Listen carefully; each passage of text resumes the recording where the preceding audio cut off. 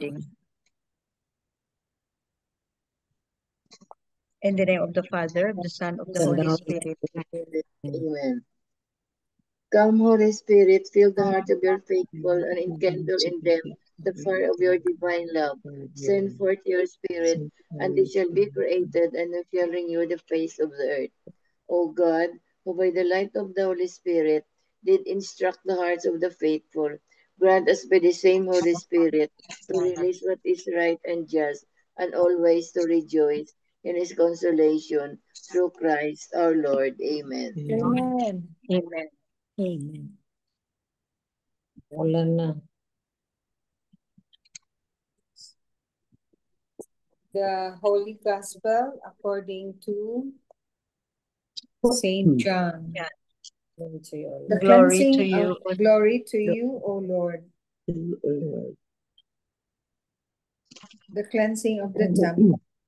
Since the Passover of the Jews was near, Jesus went up to Jerusalem. He found in the temple area those who sold oxen, sheep, and doves, as well as the money changers seated there. He made a whip out of cords and drove them all out of the temple area with the sheep and the oxen, and spilled the coins of the money changers, and overturned their tables. And to those who sold doves, he said, "Take this out of here, and stop making my Father's house a marketplace." His disciples recalled the words of Scripture, "Zeal for your house will consume me." At this, the Jews answered and said to him, "What sign can you show us for doing this?" Jesus answered and said to them, "Destroy this temple, and in 3 days I will raise it up."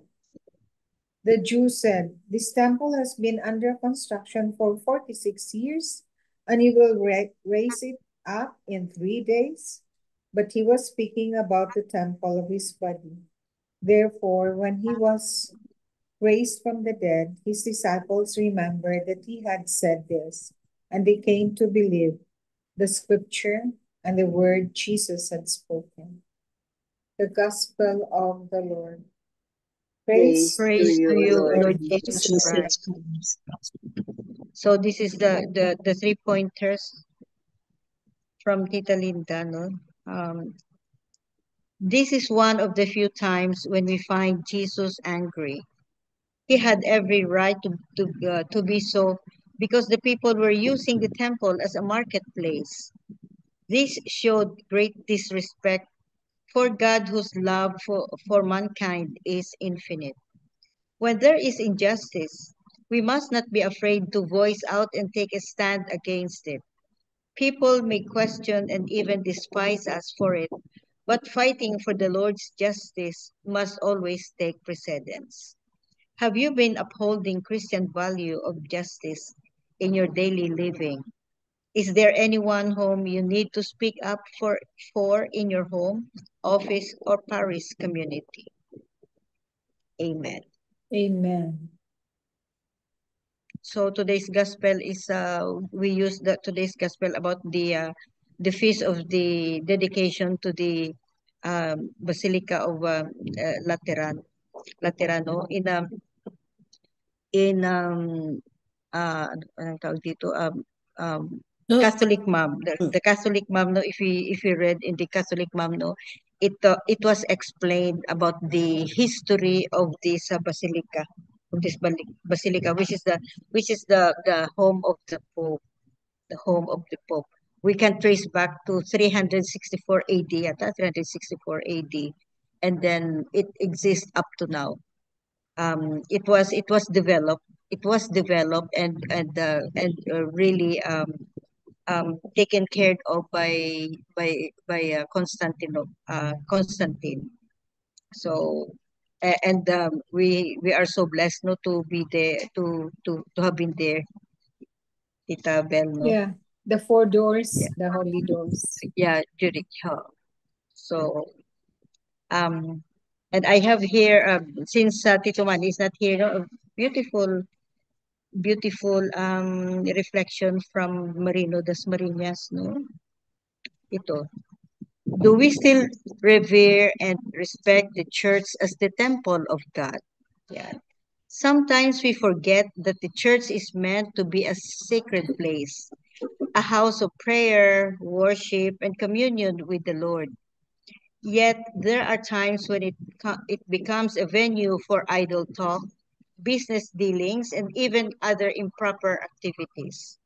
Sadly, some of us who serve within the church, those who spend more time in its ministries and volunteer work, may also fall into this trap.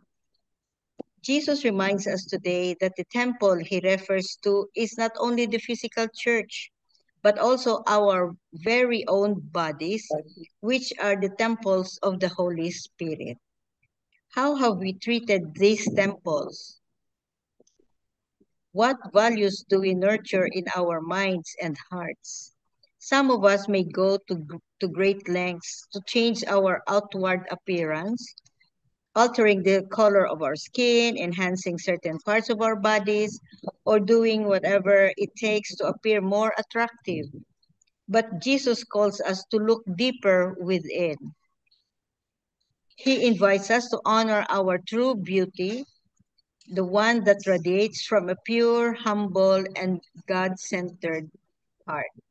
The real purpose of the church is not for self promotion or worldly pursuits. It is a sacred refuge, a place of worship, and a home for the poor, the lost, and the weary. Likewise, our bodies, our personal temples, our own bodies, must also reflect that same holiness. We are called to accept and respect ourselves as God wonderfully created us with our unique features and colors as signs of his divine artistry. Let us remember it does not matter if we are not outwardly attractive by worldly standards. What truly matters is that we are beautiful and godly inside, where the Spirit of God dwells and shines through us. As we enter the church or look at ourselves in the mirror today, let us ask, do we honor these temples, the house of God, and our own bodies with reverence, purity, and love worthy of His presence? That's from Marino das Marinas. So the temple here refers to the church itself, no? That do we still respect and and and do we still respect the house of prayer, no? The church, no? The temple, and our own body, own body, which is the temple of the Holy Spirit. Do we still respect yun? Yun ang question natin. So, and then we also have the expression no na, oh, you look beautiful because your beauty is from inside out. If you are the real beauty is not here, is not the outside, but the inside. Yun. In the eyes of God, He is looking at us, our bodies. He's looking at what is inside, not outside. So that's a comparison of the temple, which is the church, which deserve our respect and reverence, and our temple, our own body, which God has uniquely created us. Very unique. Each one of us is unique. Each one of us is unique. Amen.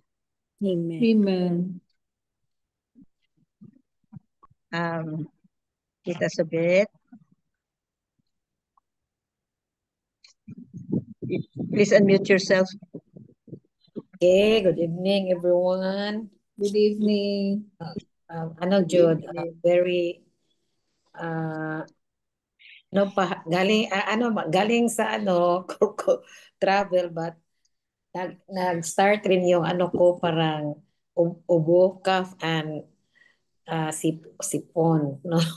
Siguro, because of the weather also there in Korea. So, ano lang, I will share,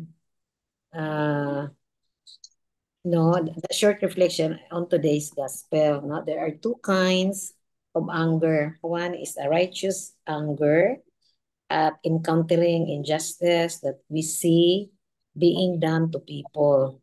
The other is a vengeful anger that wants to punish those who hurt us. So Jesus' anger was not only to the desecration of his father's house, the temple, which for the Jews was a symbol of God's presence. I think Jesus was also angry due to the corruption done in the selling and buying businesses around the temple area. This reflects the current situation in our country today. No less than the President of the Catholic Bishops' Conference of the Philippines, Cardinal Ambo David, is calling our people for righteous indignation to massive corruption in our country today. So, while I was in Korea, no, we depart here in Cebu, ano na siya, 12:15 midnight. So that was already November 4. And grabe, our aircraft, Korean Airlines, is the only one that was not canceled, no, the trip. So first time na international airport talaga, walang nagbibinta, walang mga tao. Kami lang yung yung going to Korea, to Seoul, Incheon, Seoul, no? So, a little bit afraid na, oh my God, yung airplane, yung ano lang namin airlines ang hindi nag-cancel ng biyahe.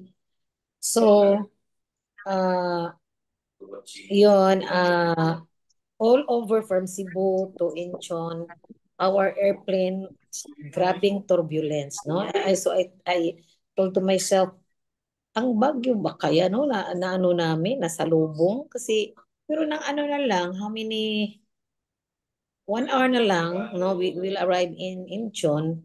Ganon pa rin. O parang ang bagyo all over the world. Eh, bakit sa Korea, ganon pa rin ang feelings namin na grabe ang turbulence. So, God's grace, we arrive.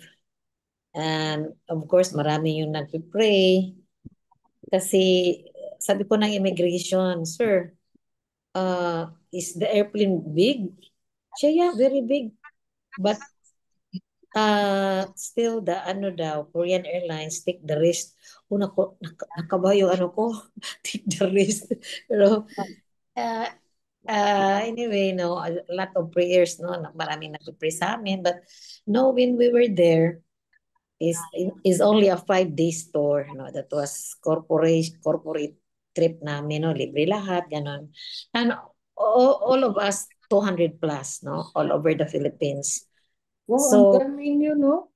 dami. May 200? Asiana Airlines, may Philippine Airlines. Ano kami, yung mga awardees ng company, timing, gano'n na talaga ang schedule. Yun lang, when the typhoon happened, no, we were there na in Korea. So, maraming, syempre, no, mabasa namin when I arrived in my hotel, ma-receive ko yung mga, grabe daw ang typhoon, ano ba? Ano lang, ang my hometown, which is Liloan, is the most affected for us lang, ha, in Kotkot, Liloan, because in Kot-kot, Kotkot, oo. there is a big river there that was not still, the flood control is not yet finished, no, and it was, GovPam told Congressman Frasco nga, why you are, kung ano po, another project of the airport nga, where in fact you did not still finish the flood control in Liloan. So that really happens. Maraming namamatay, gano'n, no? So, I have a niece who live there near that area, no? So, uh, really, it creates, kasi my cousin din siya, which is also my nephew, who is a kagawad uh, in a barangay, no, in Liloan, but very near in the poblasyon. So, yun, ask ng help, then marami na kagawad Bono, puntahan mo si Butchie kasi kawawa na hasta ang the entire family. Kuya Bon, please rescue Butchie, Ate Butchie. But hindi na ano rin kami, understand the side of my pamangkin who is the kagawad kasi commanded by the mayor na unahin ang nandoon lang sa malapit sa poblasyon. Kasi malayo-layo rin yung kot-kot. Pero the sad thing is nagki-create ng parang hindi mabuti the relationship na of the family. Kasi nag-aaway na yung kasi binabash ng pamangkin ko yung sister na nakatira doon na parang blame niya yun si Prasko. So yung pamangkin ko, yung kagawad, nag-ano siya na please don't bash kay bashing the congressman is just like bashing me. Kasi ako administration na siya nakagawad. Yan siya.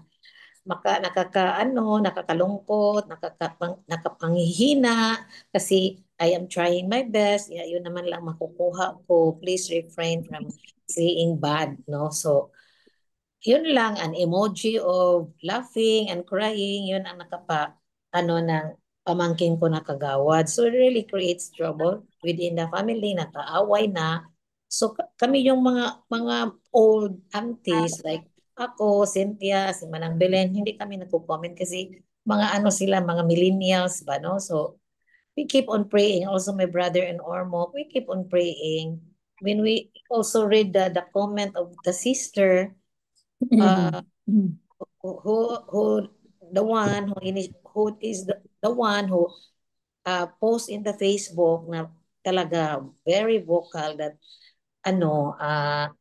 talaga because of the flood control that hindi na natapos yun, pina-air out lang niya yung feelings na maraming namamatay talaga yun. Until now I didn't make a comment pero keep on praying, healing lang for the family kasi I understand the side of may pamangkin who live there, and I understand my pamangkin who is a kagawad, no? You cannot serve all, so happy lang malayo-layo sa poblasyon. Pero yun, I really, it is connected with the gospel ngayon na really the situation, no? Kailangan tayo nga, syempre anger both sides. Na anger yung isa. But I hope na it is also courageous anger, no? Yan lang. Kasi naman, may ang kapatid ng kagawad na isang dentista hindi nag-joke, nag-pull out na sa group chat. I don't, he don't want to, kuan lang kanang, parang walang peace daw, walang ganun ba ko. So, mayroon na namang typhoon. So, sabi ng brother ko sa Ormoc, let's keep on praying. Kasi yung pamangkin na naman naming isa, na nandyan sa Bataan, yun naman ang affected, no? So, yun lang. I hope na may through God's intervention, no, nandyan lang talaga ang healing. And all of us are keep on praying, no? Kasi iba-ibang ano iba-ibang ba yun, stand ang mga pamangkin ko para mo to the point na nagkasakitan na gano'n, no? Pero anyway, oh my God, the very kuan lang. Yun ang ko na I hope ma-healed lang lahat. I think that's all, Doktor. Niya pag-uwi namin, bagyo rin. Bagyo na naman. Pero hindi na turbulent. Turbulent siya. Turbulent kaya po siya, Doktora. But not like the time when we Going there. going there. So, nandoon pa rin, pero lang, malaki talaga ang airplane. Sana 777, Boeing ba yun? Oo. 777. Malaki talaga. So, yun lang. But still, I keep on praying because grabe naman ang turbulence, bro.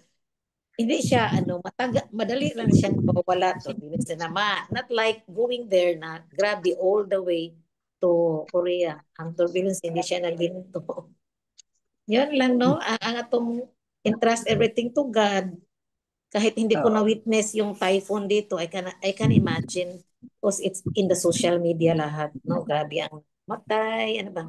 Sabi ng social media, ano pa, dinideclare lang ng is 68 but sa Liloan 200 na nga yung patay kasi may kami relative who owns a funeral home. Sabi niya, ay 200 na hindi ko na kaya. Hindi na nag-refuse na siya to accept. So, yun lang. Sometimes the truth ba, it's not the real truth. We continue to pray for them. Yes, for those who are families na namatian. So namatay. sad. Oo. Very sad. Thank you, Tita Sabet. Yes. Tito June, nakamute kayo. Tito June, nakamute ka. And Tita Jinx. Okay. Sa akin lang, kasi parang divine intervention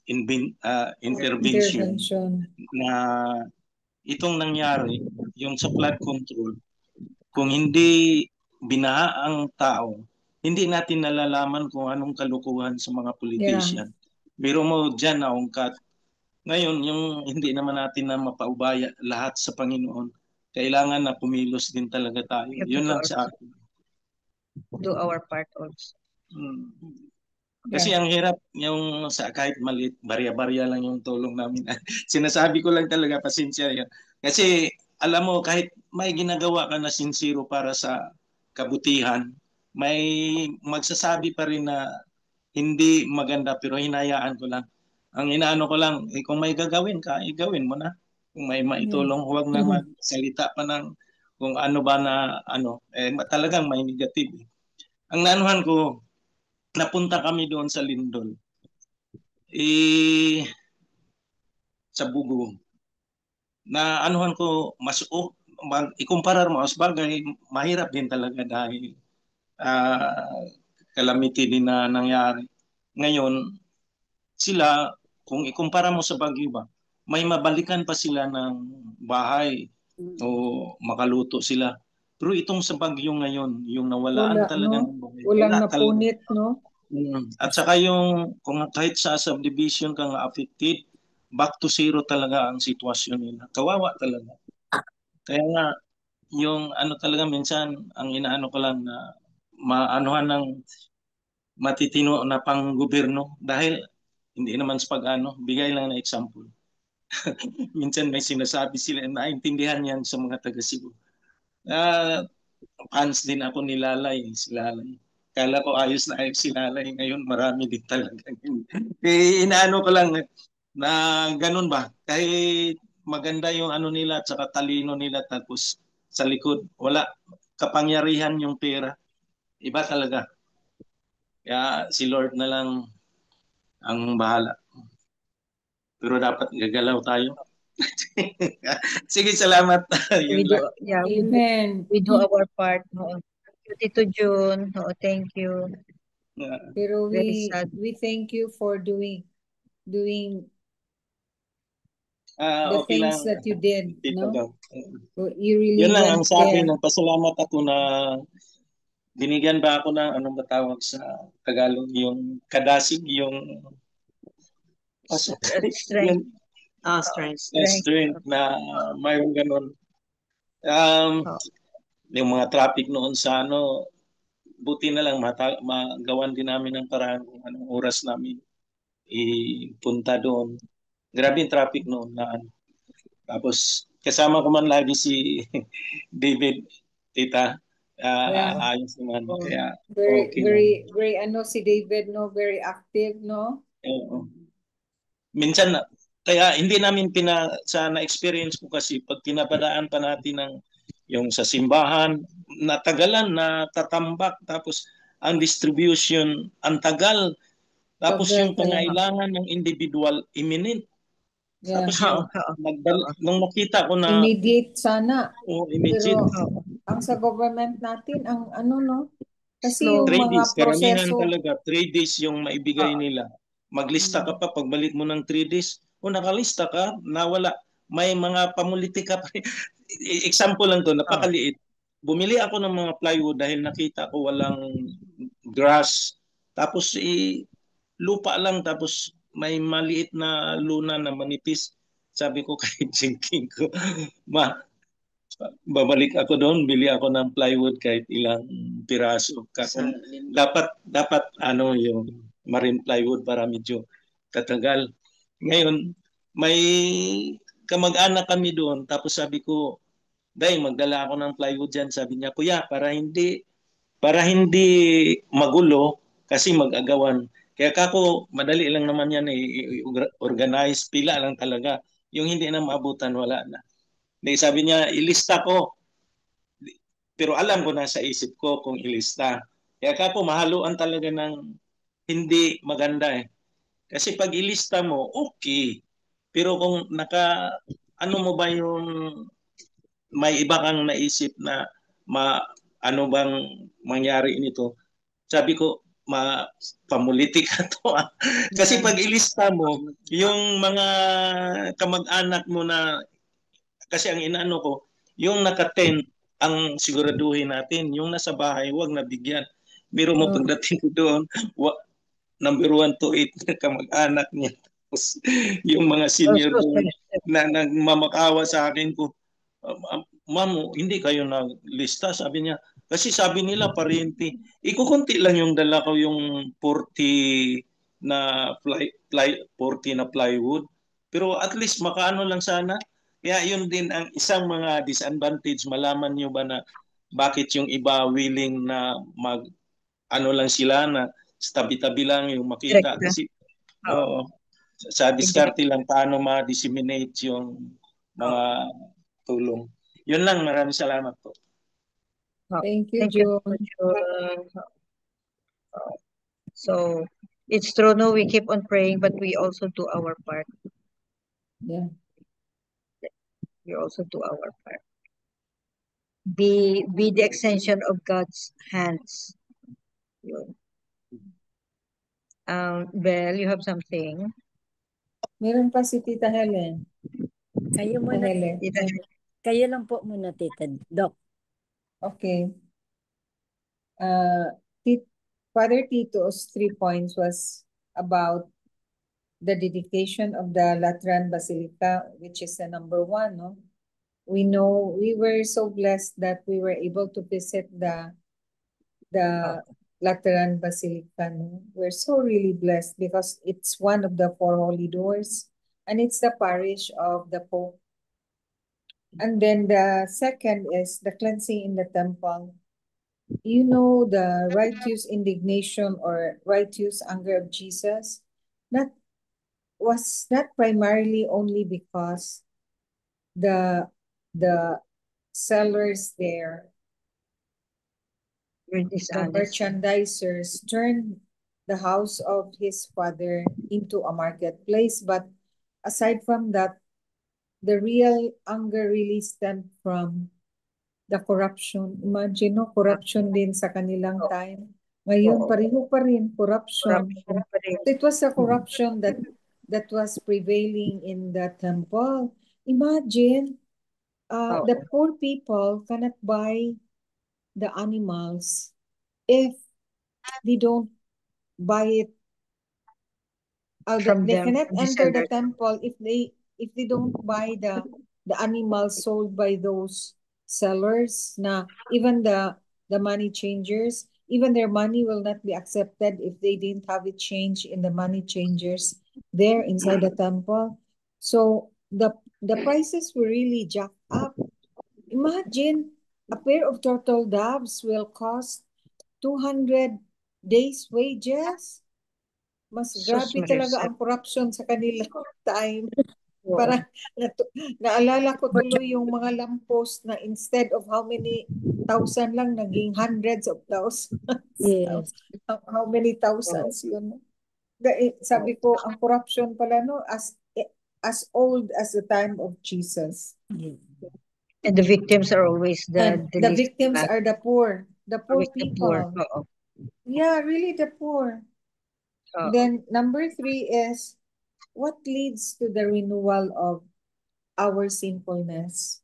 It's really the cross and the resurrection of Jesus, because it's the blood of Jesus who saved humanity, and this results in the renewal, the radical removal, which is in the gospel worldview. So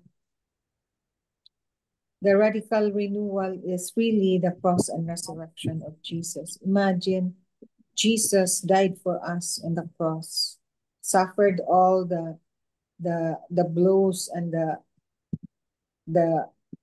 the sweat of blood, the sweat and the blood, carrying the cross.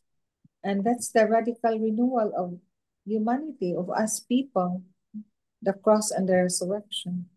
Can you imagine without the cross and resurrection, even if we pitied Jesus? No, because of his sacrifice, of his death. But it was the only way to save humanity, the cross and the resurrection. Sacrifice. That's the term that was used, the radical renewal, in the context of the gospel worldview. Amen. Then we remembered what's happening now in our locality, in the whole country.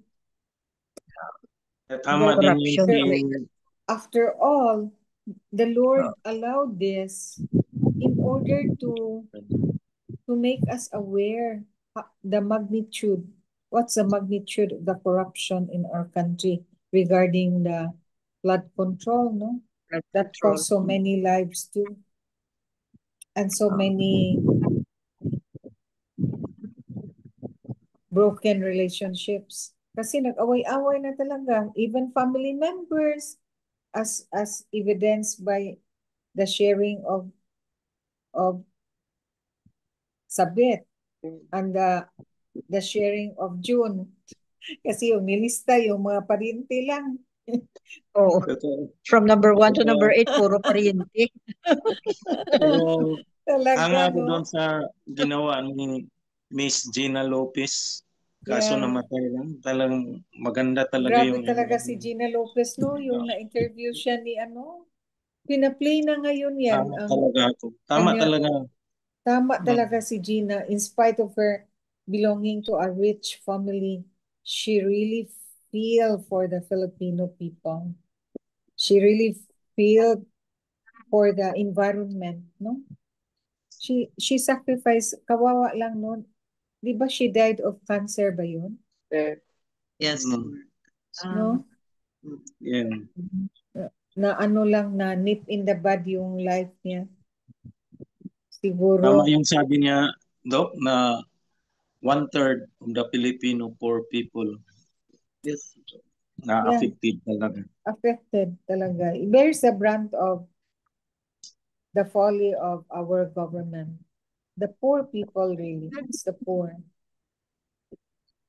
Ang hindi ko lang maintindihan, kagaya nito, sa religion, mga Katoliko, kaya nandun pa ako sa... That's the irony of it all, June. 85% Catholic. Tayo ang pinaka-corrupt na country sa Asia. Kaya yung ibang puti, sabihin na Katoliko nga kayo pero corrupt kayo masyado. Kaya minsan na sila ba? Pero mo, Oo nga. tapos Hindi na nga sila nagbigay ng aid, si Trump. Dahil sa corruption natin.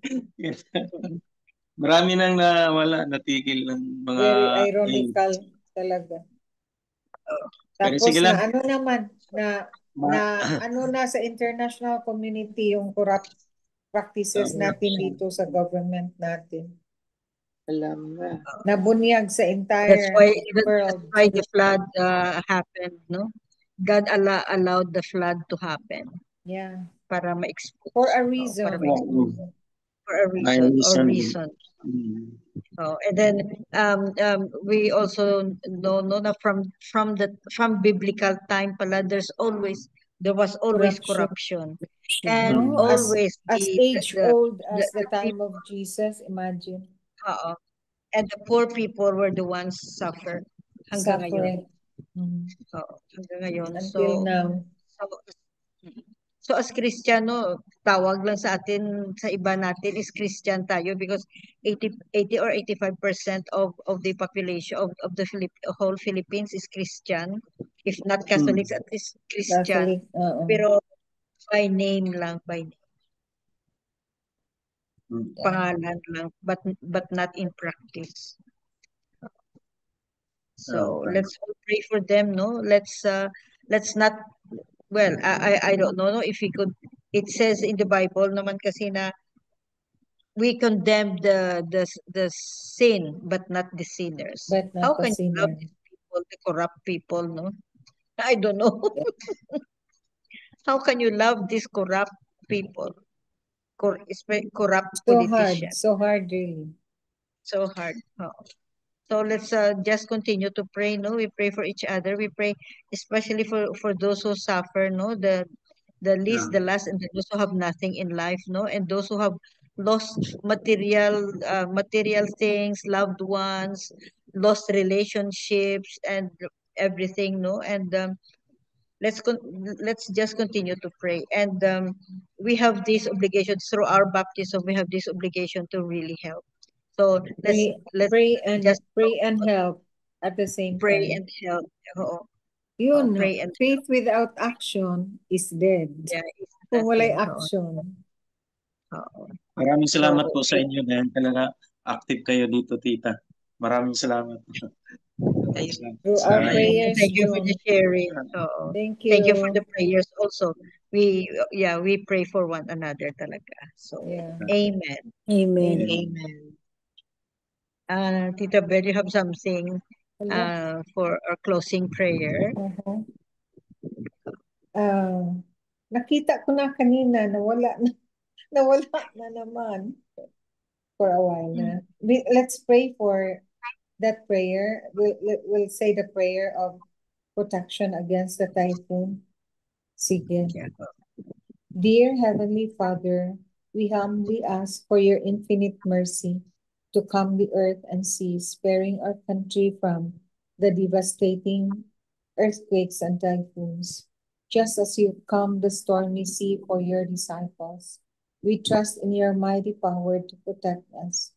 Embrace us with your love and grant us peace. Have mercy on us and our nation. We pray in the mighty name of Jesus Christ. Amen. Amen. Amen. Amen. And all together, please, glory be to the Father, Father, and to the Son, and to the Holy Spirit, as it was in the beginning, is now, and ever Every shall word without end. world Amen. without end. Amen. In the name of the Father, the Son, and of the Holy Spirit. Amen. Amen. Amen. Thank you Thank you all. so Keep much. safe, Good night, everybody. everybody. Love you Bye. guys. all. Thank you for Bye. sharing.